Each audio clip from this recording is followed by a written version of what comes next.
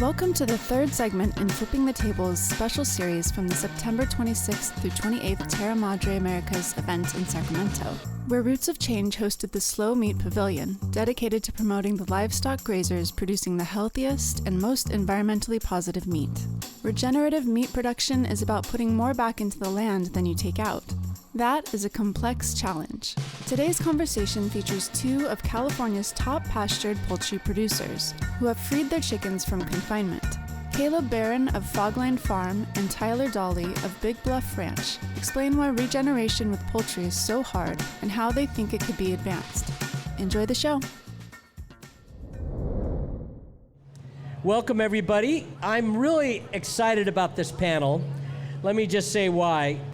How many people know what the number one protein on the planet, or at least in this country, is? What's the number one protein that's eaten? Chicken. Right. It's incredible how much chicken is eaten in this country. I love chicken. Every Sunday I roast a chicken for my family. They love it. I stuff it with lemons and rosemary and salt and onions. And then I suture it up so it's really tight, and then I put it on a grill at 400 to 450 degrees, and I turn it every 15 minutes, and it is delicious. I have to say, chicken is delicious. So I have here with me today two of the most fabulous poultry ranchers in the United States, both from the state of California, and they are doing free-range animals that are pasture-raised animals, which is really important, and that's why we call this Free the Chicken, because 98% of the chickens in this country, maybe more, 99%, are done in battery cages. And one of you can describe, or both of you can describe your feelings about battery cages. So to my immediate left here is Caleb Barron. Caleb is the founder of Fogline Farm, which is out on the coast. And he attended the UCSC, that is University of California, program around regenerative organic agriculture and farming. Studied there back in 2007, became an organic farmer. Then he apprenticed at Pie Ranch. Anybody knows Pie Ranch? Great ranch out on the coast, educational ranch, a lot of beautiful production out there, doing great things. It's where he learned animal husbandry. He's been raising poultry since 2009. And he told me that Pie Ranch is the place that influenced him the most, along with Michael Pollan's book, chapter, if you ever read Omnivore's Dilemma, a whole chapter about Polyface Farm, which is a farm out on the East Coast in Virginia that does a lot of cool stuff. Next to him, to his left, is Tyler Dolly, the operator of Big Bluff Ranch. He grew up in Red Bluff on a ranch, started a family ranch, so he's kind of a ranch-raised kid, but also went away to get educated different places, has this really interesting education, actually. Studied holistic management. Alan Savory, some of you will hear about Alan Savory. Joel Salatin, the poultry producer, also impacted him, his thinking in early 2000, and he's really into soil health, and he has a lot of ideas about how to innovate the marketing of his animals. So, that's who these gents are. I'm going to ask a few questions. I'm going to throw it all to you to ask them even harder questions. So, first, I'll start with you, Tyler. Describe how you raise your birds. So there's two main big schools of pasture poultry thought. There is a daily move model, which probably everyone has seen, which is a cage, a box that you move on a daily basis. And then there's a much smaller school of raising pasture poultry, which I do, called day ranging, which is we set up infrastructure for the birds that they live in for their entire life. And we pick up all that infrastructure and we move it to the next spot on the pasture for the next flock of birds. So we're both schools are always moving birds. It's just how frequently you move the infrastructure for the birds. Caleb. Yeah, and I do a daily move where I raise chickens in 20 by 40 mobile coops, like a greenhouse on skids or a carport on skids that we pull with a tractor. We put about 600 chickens in each and just pull it 40 feet its whole distance, so they're on fresh grass every day. Usually you need someone in the back kind of clapping and pushing them along, but usually they love to see fresh grass in front of them and they'll run along. But yeah, so we do the daily move model. Well, what's interesting, actually people don't know, I didn't know it till I had a chicken escape from the Western Farm Center near my house and live in my tree for 7 years. But what I noticed that was amazing about this chicken is how much grass it actually ate. I always thought they ate grain and bugs, but this thing was eating grass all the time. I mean, how much of their diet is actually grass? I don't know if anyone's actually come up with a truly scientifically justified amount of grass. The way I like to describe it is basically it's their salad. So you can eat a lot of volume of salad. It's not a lot of nutrients. It's got a lot of health, or I should say it's not a lot of calories, but it's got a lot of nutrients.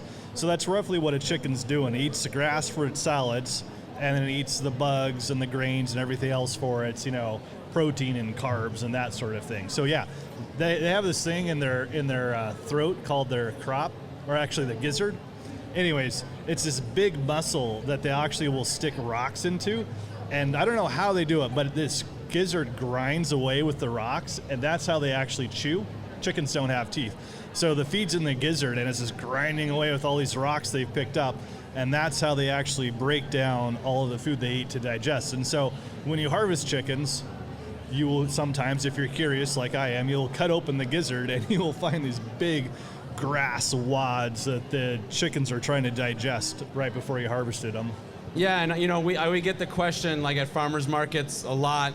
I want grass-fed chicken, and so there's a lot of confusion around pasture-raised versus grass-fed and everything. And chickens are omnivores; they need grains and proteins and all of that stuff. So, and they're carnivores, omnivores. When you see vegetarian diet on the egg carton, that's not necessarily their natural diet. Beware.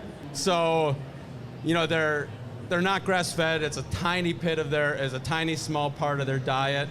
For me, when I talk about pasture-raised and why they're on the grass and why I do it, it's more the fresh air, the sunshine, not standing around in their own poop, and just kind of that natural environment as opposed to force feeding them, this lush green grass.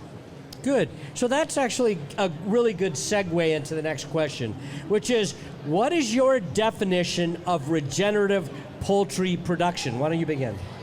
It's an interesting question because, and I don't use regenerative in any of my marketing because it's still, there's a definition, and then there's, I've been blanking on the term, but I like a greenwashing effect with regenerative, just like organic and sustainable, all those terms. Anyone can use it because there's no USDA certification.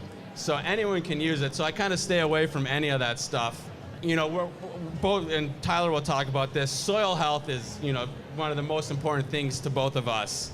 And regenerating the soil, I don't know if we're regenerating it, but we're giving life back to it. Like my acreage was an old conventional flower farm that used a lot of chemicals and just depleted the soil. And we've had permanent pasture since we got there 8 years ago.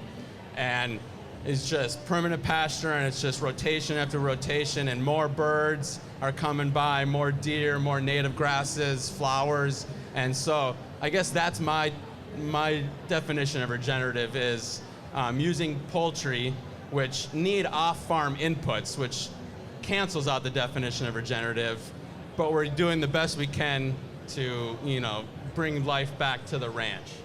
Yeah, what you're saying is that you can actually see the regeneration taking place by the diversity of things that are happening on the land. Tyler. So just to follow up with you there, yes, on this particular ground where we raise the chickens, you can see the regeneration, but that is actually coming at the expense of a degradation someplace else that grew the grain. So this is kind of the big thorny question to figure out in regenerative poultry is how do you have regeneration here without causing degeneration there? And that's explain what that is, because of the grain you're importing. Right, because you're importing grain. The vast majority of the chicken's diet is going to be the most likely corn and soy. We actually feed wheat and canola meal, but either which way, you are bringing in outside feed that is grown on someone else's pasture, and that I have essentially Tyler, bought closer for the mic. People can hear you. Sorry about that. We are actually importing their fertility. So the thorny question in regenerative pasture poultry is, how do you grow chickens that actually will absolutely heal the land while making sure you're not degrading someplace else? And so we're not there yet, but as the industry grows, it is going to have to pair chicken production on pasture is going to have to pair up with grain production. So basically, grow grain on this pasture this year, next year grow chicken on that pasture, and you just swap back and forth. So it'd be like a rotation. It would be a rotation, yeah. You know, if you listen to the regenerative agriculture podcast like I do, they're always talking about no-till corn with cows coming in after that to eat the stalks. Well, it would be the same idea. You'd probably be doing a small grain like wheat, and you'd be bringing the chickens in behind that to fertilize the pasture for the next wheat crop. So, which is what Polyface does in Virginia. If they do, that would be really cool. To my understanding, hardly no one, at least on a commercial scale in pasture poultry, is growing the grain to the animals that they're feeding and selling. Oh, okay, maybe that's true actually. Yeah, I could be wrong. So that is the ultimate definition of regenerative poultry: is how do you pair the animal with the acre that grew its grain. So why could you not do that now? Do you not have the right land for that, to grow the grain? What would it take for you to be able to do that? Well, we do have almost enough acreage, but the reality is that raising chickens is already more than a full-time job.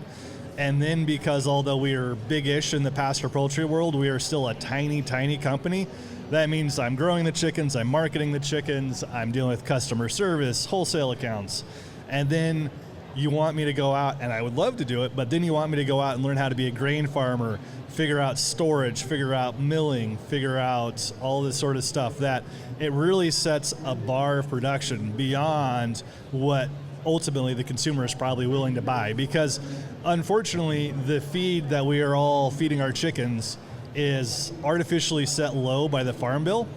And so on the scale that we would ever grow grains on, we can never compete with the big Midwest guys with their Farm Bill support.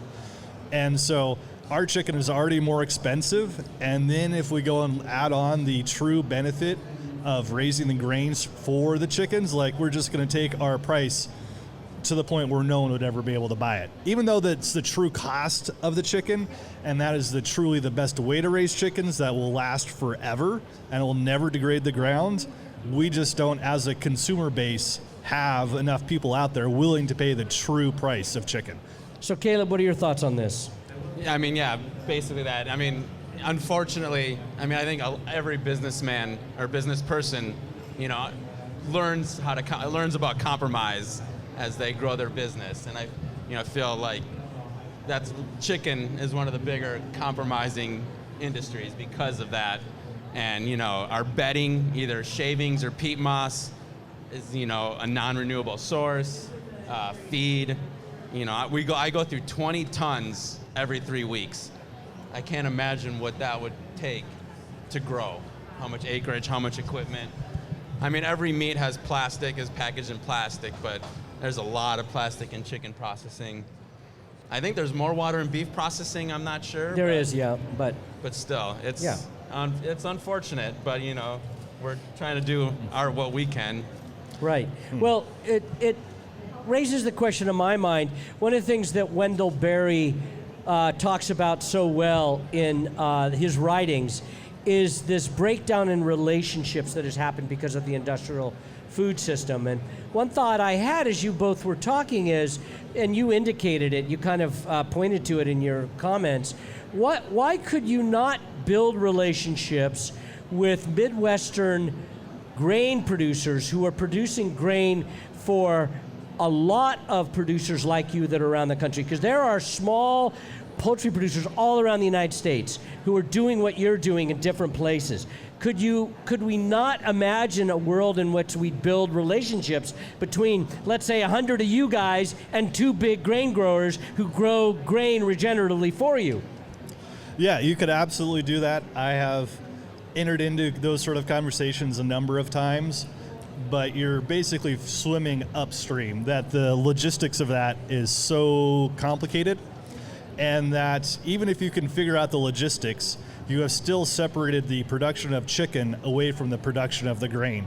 Even if you grow your grain regeneratively back in the Midwest, and then I raise my chickens regeneratively here in California, the fact that the grain that is coming out the back end of the chicken is not going back onto the ground that it came from, you've broken the fertility cycle. You broke the cycle. It doesn't work.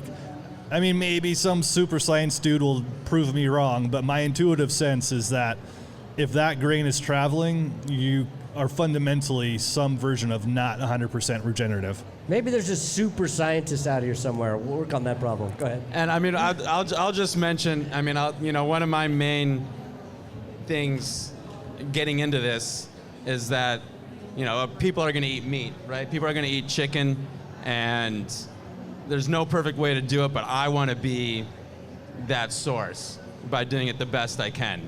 So we can't, we can't be perfect, but I want to be the source. I want to be that guy who can offer that to my community, the best possible chicken, even though it might be one of the most input intensive, but people are going to eat it. Right. Yeah. So you got to meet people where they're at, where your business is at, and move things forward as far and as fast as you can. And this is where we're at now. What you're talking about and my pie in the sky vision, these are all ideals that we're striving for, and hopefully the industry is moving towards over time.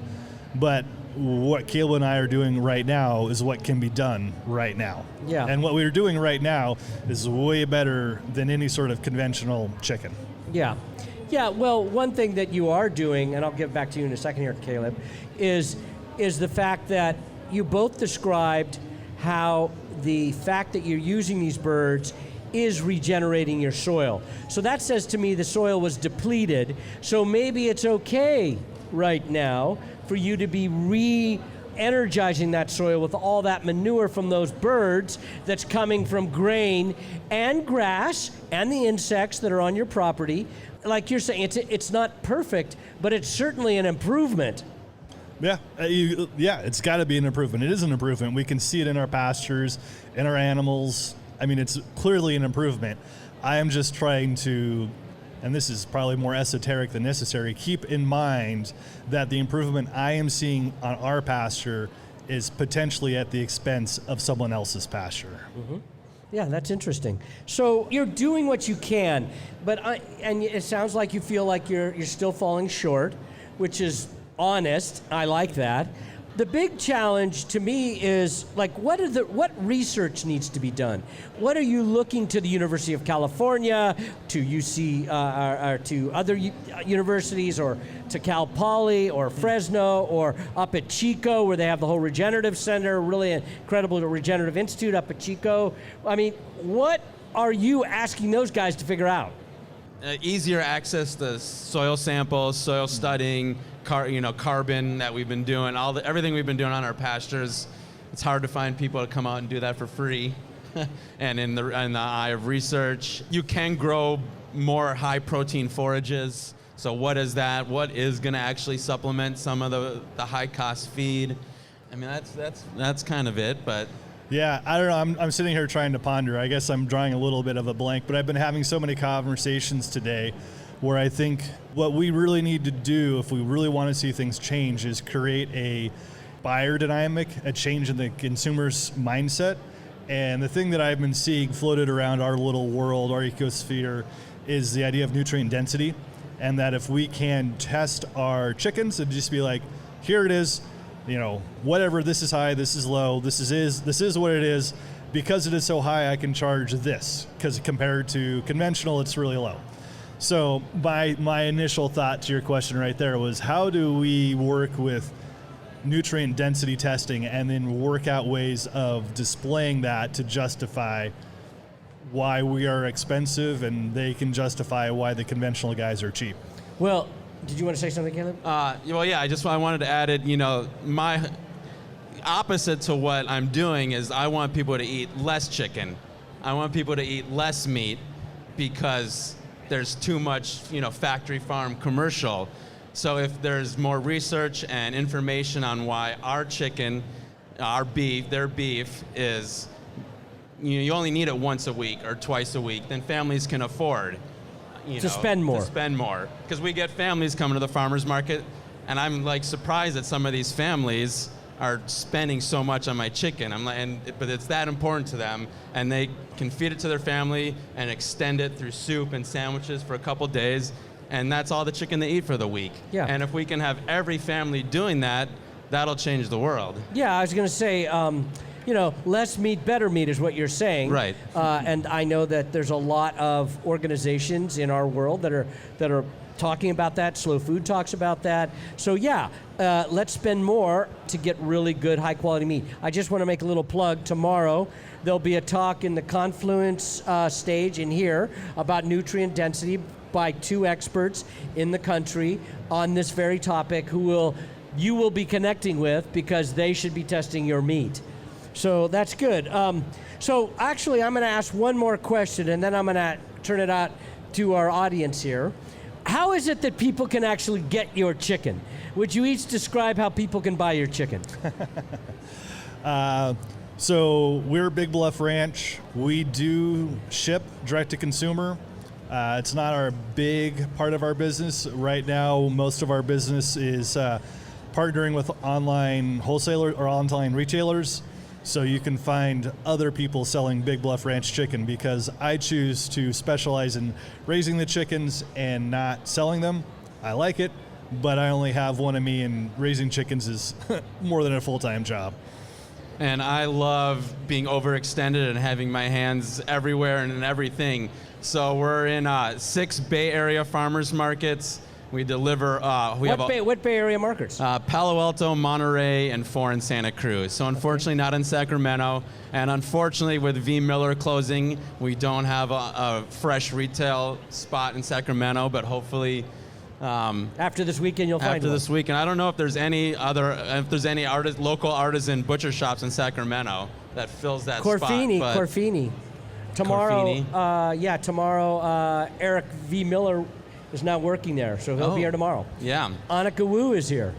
So those farmers markets, a lot of like Good Eggs online, a few other online marketplaces, and then we have our own wholesale program where we deliver to restaurants and butcher shops all over the Bay Area. Great. One thing I want to bring up is I do visit Spain every year or so to see some good friends there. And I notice in the markets, they have really, really orange chickens. Like there's chickens that would be the color that we would see in a carcass. And then there's these really orange ones. Is that also from what they're feeding it? Yeah, so that can be a feed additive that they're just eating. I think it's the beta carotene that makes that orange color. But there's also, in the processing, you can scald and pluck them differently, and that also will change the color of the skin. So you kind of have a couple things that could be happening there. It could be the style of processing. It could be the type of feed they're eating. It could be the breed of the bird. It could be the age of the bird. Yeah, and the age. The older, the fattier, the more yellow. Oh, interesting. God, you learn something new every day, don't you? Yeah. So I want to just hear from people go up to and tell us how you cook a chicken. Spatchcock. What do you guys think of spatchcock? Yeah. Why? It's a great way to use the whole bird, and it's quick. Let's be honest, it sounds cool. It's really the name. Because it sounds way better than butterfly. Do people know what spatchcock is? Okay, tell them what spatchcock is. It's basically you just cut out the spine with kitchen shears, you crack it open and lay it flat, and it roasts a lot quicker and more evenly. So it's flattened. Yeah. If you ever get, what do they call it, brick oven? Yeah, brick chicken. Right, they've spatchcocked them and they put the hot brick on top. That's just a flat chicken. You see that in restaurants. Yes, you can ask the butcher to cut it for a spatchcock it for you. You can do it yourself too. I do it at home. I can do it. Yeah, it is. It's real easy. You just take your kitchen shears and you cut up the backbone, like from the neck to the tail. Chop, chop, chop. You can do it with scissors. He'll show you at the end. So we're going to wrap it up. I want to thank Caleb. I want to thank Tyler, my favorite chicken producers here in California. I want you to go to them and buy their chicken. Right on. Thank you, everyone. Thank you. Thank you.